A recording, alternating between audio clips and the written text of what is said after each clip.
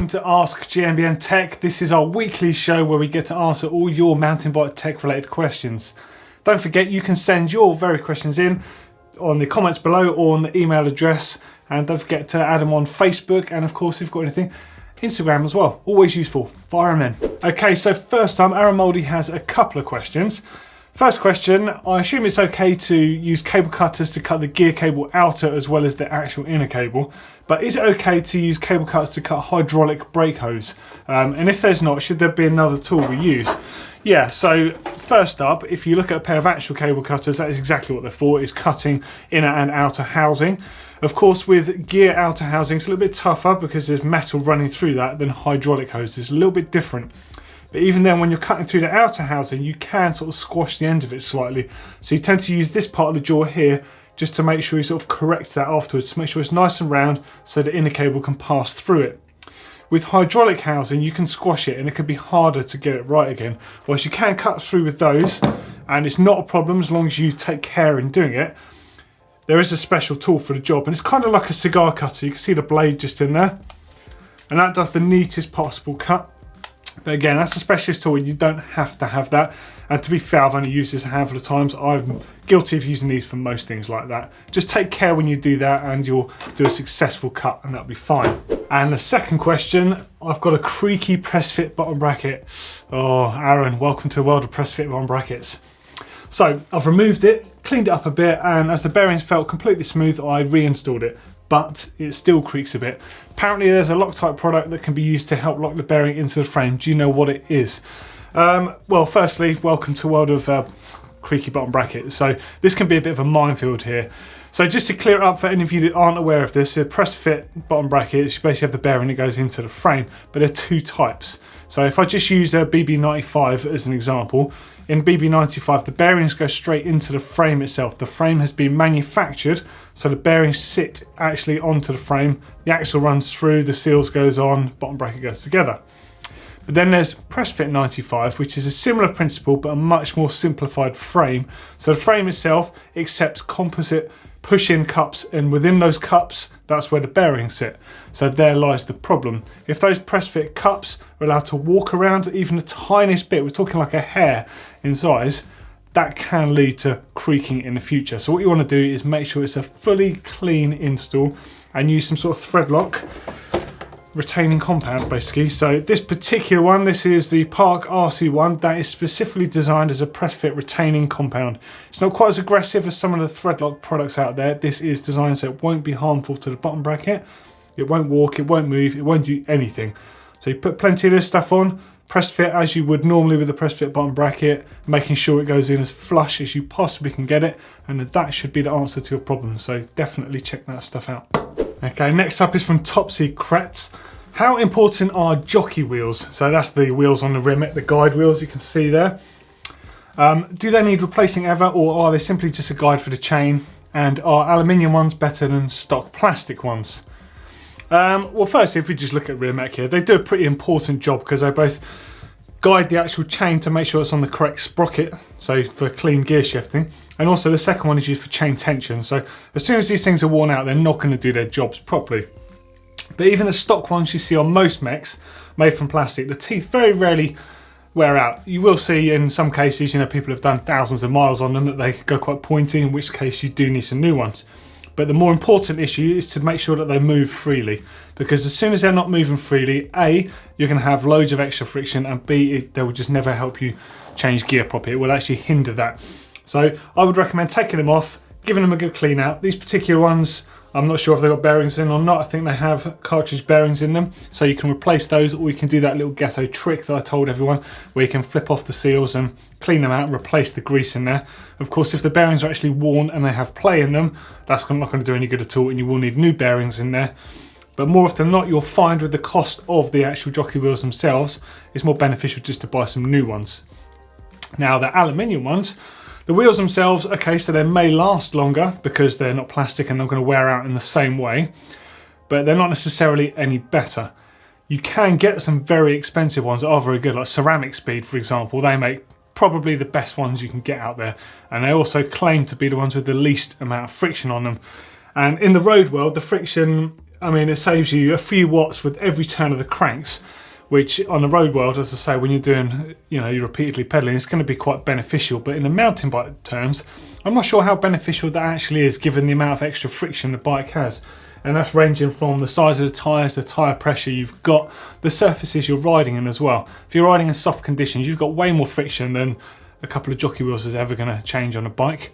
However, it does make me want to do a bit of an experiment. So I think I'm going to try and get hold of a few different types of jockey wheels and actually look at a few other things on a bike and see how much friction reduction can make a difference in general off-road riding.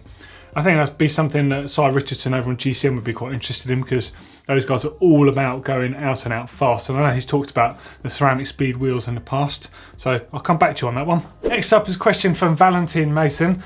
Hi Doddy, I've got a pipe cutter similar to one you showed and I bought it to shorten a steerer tube. Can I shorten a carbon bar with it? Okay, so this is the thing, and I showed this off in my sort of spare parts as a sort of a side tool that is a good one to have in your toolkit. Now you definitely should not be using this on a carbon fibre bar. So it will cut through the bar, no problem, but the reason you don't want to use it is because it actually puts a bit of compression onto the bar.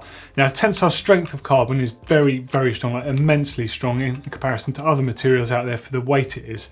But under compression, carbon is simply not as good, which is why, especially with handlebars, you should never over tighten your controls, like your brake lever clamps, your gear lever clamp, dropper post clamps, or the actual stem clamp itself. It's why we highly recommend following the manufacturer's torque setting, and also, if possible, using some sort of carbon compound down there, which is essentially a non-damaging grease with particles suspended in it to add grip.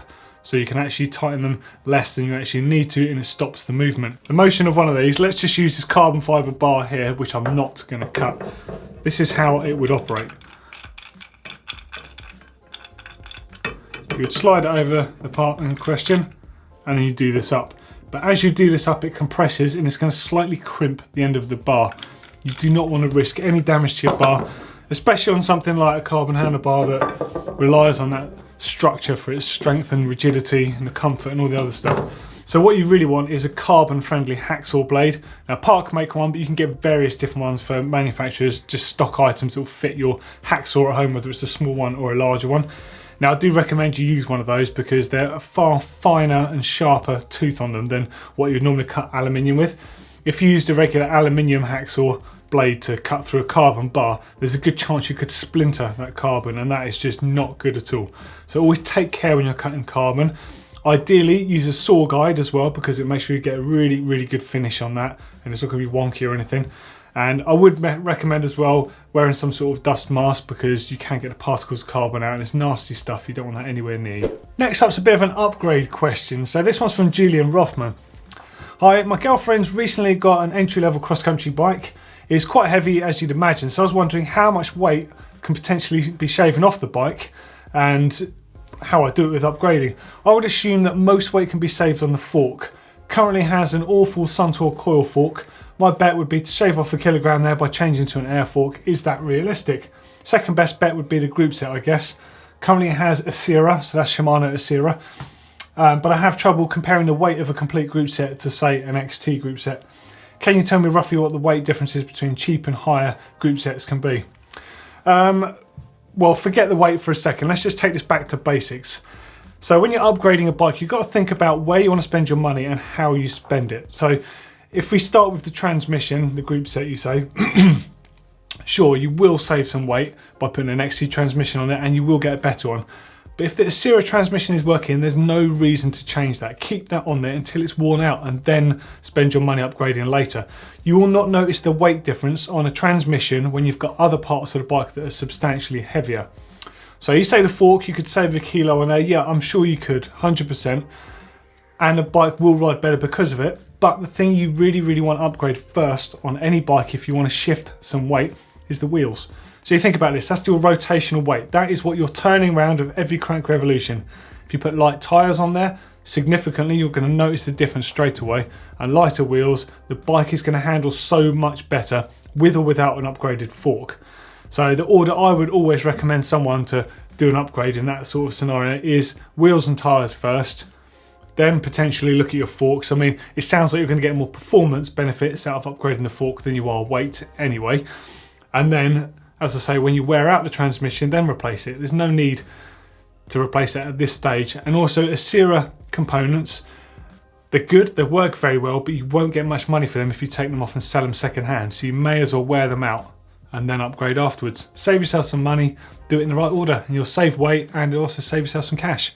So I've got a pretty techie one here from Krylo Bohanenko. I'm making a choice between the most recent models of Shimano clipless trail pedals, that being the XT and the XTR, both of which are very good pedals. I'm not really concerned about the weight and durability. I know that both models are going to be decent in that regard. However, there is a difference that concerns me.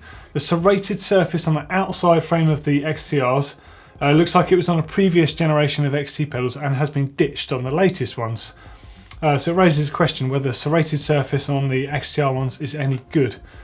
Well, alright, so that's quite a lot of detail to consider, especially because that's almost an irrelevant part of the pedal. So I've got both those pedals. I've got the original XTRs, I've got a couple of pairs of those, and they date back to, I think, about 2011. They brought those out at the same time as their XTR race pedal, which didn't have the cage. And I've also got a pair of the XT ones from, I think, about 2 years ago, the latest incarnation of those. They all perform excellently. Shimano pedals, the longevity on them is very, very good. Of course, a lot of people don't like the feel of Shimano pedals because you've got that locked in feel. I love them, but these days I tend to run crank a little bit more. But answering your question, really there's no difference. I can only think on the XTR cage because it might save a fraction of weight over the XT version and it looks a bit more aggressive. I can't think of a logical reason why they've changed that design. The only other thing potentially is it holds mud, whereas not having those serrated edges does, because they're certainly not in a position on the pedal where you're actually going to notice any traction on your shoe, especially given the nature of the shoe that you're going to be using. It's going to have a stiff sole and it won't be a flat pedal style shoe that will, you get the old monkey feet gripping around the pedals.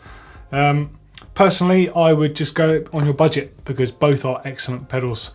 As I say, I've still got the sets of the pedals from 2011 or so, the XTR ones, but I'm also happily still have 2-year-old pair of XTs. So your choice there, you won't go wrong. Johnny Ashley, loving your crazy knowledge of bike tech on this channel. Good, I'm glad, that's what we're here for, and hopefully you're going to be able to challenge us here and there and make us do some real research to give you the right answers. In your case though, I'm a hardtail rider and I've been saving up for a year to up my game and buy a full suspension bike. I've got between 1,500 and 2 grand to spend. I was wondering whether it'd be better to buy a brand new low-end bike or a mid to high-end second-hand bike. What is your preference? To be honest, I don't have a preference. I think both options are very good ideas. Of course, when you're buying a new bike, you can get the warranty, you get the support from the bike shop or the company you buy that bike from, so they are good things to take into account. But if you take the time to do some research, you can get a real bargain with second-hand bikes. Of course, you do have to look out for the obvious things. You know, if the deal is too cheap to be true, then often the bike could be stolen or is damaged. In some cases, it's been covered up. So use your common sense when you're buying a bike. Just take note of that. You know, most things, if it looks too good to be true, it often is. Another way of saving money though is by choosing the time of year you buy the bike. So if you're buying at the end of the season when bikes are clearing stock ready to get the next year's bikes in, you'll find you have a lot of bikes there that have just sat on the shelf and maybe being too expensive for other people to buy. You'll be able to get some killer deals on those, sometimes like 60% of the original price or even less than that. So definitely worth factoring in the time of year you buy a bike. You know, right now at the moment it's probably an expensive time to buy because all of the new bikes are currently out.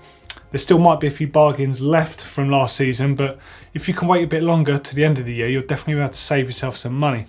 And another top tip, if you want to get something that's been used but get it for a great price, is to find out from your local bike shop or any sort of companies you know that do demos, find out about their demo bikes. Because quite often those bikes, they might just have a couple of scratches on them, but they've generally had very few miles put on them, but they'll get rid of them at a crazy, crazy cheap price. So it's definitely worth finding out about.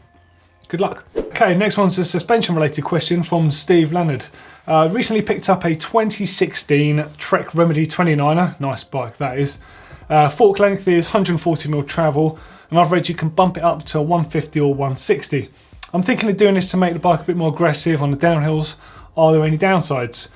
Well, let's start with the actual upgrading of the fork. So yeah, on both Fox and RockShox, you can upgrade the travel and you can decrease it as well. But if you're making a fork longer travel, you will need to buy a new air tube. Now that's a very simple part to fit, and if you're happy doing something like a fork lower leg service, if you look on the screen at the moment you can see me just pulling off some lower legs on a fork, then you can fit that part yourself. It's not hard. You'll need some circlip pliers in addition to all the tools recommended in the lower leg service video, and I would say get on with it. I think it's a great thing to do.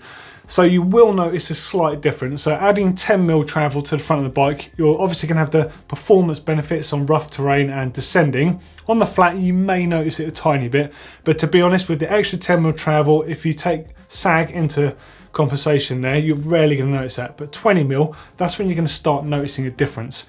So your front end is going to pop up a little bit higher, and the times you're going to notice it is when you're on the flat or when you're climbing up a hill. When you're climbing, the seat angle on the bike is slackened very slightly. You may feel that you need to drop the nose of the saddle to compensate for that, otherwise it pitches you back a bit. You also might find you get a little bit of bob on the front end of the bike with the increased travel, so you can compensate for that by your riding style, for example, or adding a bit of low speed compression using the force compression dial. I would say go for it, definitely get involved. If you get the upgrade kit to take up to 160mm travel, I think you'd have to check on the specifics of your fork. That will also compensate for, it will do 150, so you'll have the option of both there. Check it out, Fox and RockShox both have those details on their websites with the exact product number of the thing you need. Got an Austrian question here from Thomas Hofstrasser. I'm confused about the endless number of mountain bike tyres and the brands. Can you make an episode to make me understand what tyre or combination of tyres I need for different bikes and conditions? For example, XC, marathon trail, bike park, everyday riding, etc. Okay, Thomas, yeah, we can definitely do something like that because there are a vast amount of tyres, and you're right, I often see people on totally the wrong, inappropriate tyres for the type of riding they do. So what I'm going to do just in the first right, we're going to break it down into XC, trail, enduro and downhill. So XC tyres, if I look back here on Neil's bike, he's got a Continental X King. This is a 2.2, it's a very lightweight carcass on this, and you can actually see some marks on the sidewalls where he's been folding the tyre over in turns, because despite the fact Neil's a very light rider and this is his XC bike, he's still very aggressive. So perhaps he wants to run a little bit higher pressure in that. So the most important things with a cross-country tyre or an XC tyre is it's as light as possible, whether it's a 29er like this one or a 27.5. And of course the other option is you want to reduce your rolling resistance as much as possible. So that means a harder compound tyre, so a firmer rubber. The harder the rubber is, the faster you're going to roll, but the least amount of grip you have. So cross-country riders do sacrifice grip in favour of fast rolling, and they'll also sacrifice the tyre's stability. So the sidewalls of these are very, very thin to keep the weight down, but what this does mean is it's not going to be as stable in the turns. Again, cross-country racers are looking for a very light product, so it's very focused on that. Now if you look at all mountain and trail tyres, there's a lot of similarities in a cross-country tyre. They tend to be on the lighter side, but the sidewalls are substantially thicker and the tread design is more favoured to control. Rear tyres tend to have more of a paddle type design. Front tyres tend to have a more sort of chevron type design for controlling the corners and under braking. Next up is enduro tyres. Now enduro tyres are very, very tough. The sidewalls and the entire casing, in fact, is going to be significantly thicker. Something I should have mentioned about the other tyres, they all come in tubeless compatible options as well as conventional options, and a lot of the original cross-country tyres are not tubeless compatible because they're so thin and the carcass is almost, you can see daylight through them, so you have to check before running them tubeless if it is a compatible tyre. Back with the enduro tyres, they're all about control, stability and longevity, and that's what I mean by longevity, is longevity on aggressive terrain. They're riding rocky, rooty, dusty, muddy, really demanding conditions, really hard, quite often as hard as the bike will allow them to, which means the tyre has to put up with a lot of strain. So those thick sidewalls need to resist sort of squirming under pressure of turning, and the tyre itself has to withstand a lot of abuse from the rocks and the punching through all the time. So also in enduro you will see tyre compounds really coming into effect. There'll be various different ones. Softer compounds are often chosen for the front wheel to increase the grip and the traction for braking, especially in cornering. Out back, a lot of riders tend to have a harder compound design to increase or to decrease their rolling resistance, so increase the way the bike rolls in sort of demanding conditions. And also you'll quite often see riders running less grip on their rear tyre. Again, so you could have an example with a stickier rubber, so you've got the grip, but having less actual grip on the tyre itself to reduce the friction. So there's a sort of a happy medium that can be found with different sort of compounds and tread designs there. On downhill, you get far more options, but it's far more simplified. Downhill is all about the structural carcass being as strong, stiff and puncture resistant as possible. And that of course comes at a weight.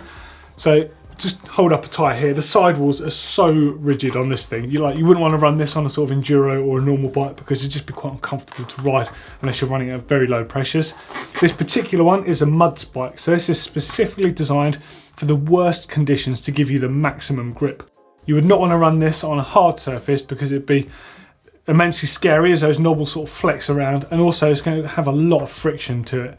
So downhill tyre, of course, the job isn't to sort of decrease friction, it's more a case of giving the maximum amount of grip in all conditions. So you'll see tyres geared especially for soft conditions, dry conditions, wet conditions, rocky conditions, muddy conditions, icy conditions.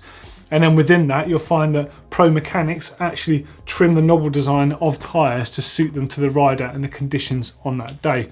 So there's a lot of tech that goes into tyres. So I think we do need to address this properly and have a complete breakdown of how tyres are made and what tyre you guys need. So perhaps I'll do a video along the lines of the pedals video I recently did, showing you the different types that are out there and how to select what you need. Hopefully that's interesting and useful for you. Okay, so that was the end of this week's Ask GMBN Tech. Hopefully I've answered some of your questions and hopefully I've inspired some of you guys to write in. Keep them flooding in. I love reading these and I love answering your questions. You can get them to me on Facebook. You can get them to the GMBN Tech on Facebook. You can fire them in on the comments below. Go through those straight after every single show. And of course you can email us at the address that's on the screen and it's also in the description below. Keep them coming in, and if you want a couple more great videos with regards to the pedals video that I referenced earlier with the XTR one, click right down here and you can see my sort of idea on what you should be looking for in a pedal and how it affects the way you ride a bike. Now if you're into racing, click up here for how to get prepared for an enduro. It tells you everything about enduro racing, how to enter your local enduro, the way you need to prep your bike and your mindset as well. As with always, click on the globe to subscribe and make sure you give us a thumbs up if you like the video. Thanks guys.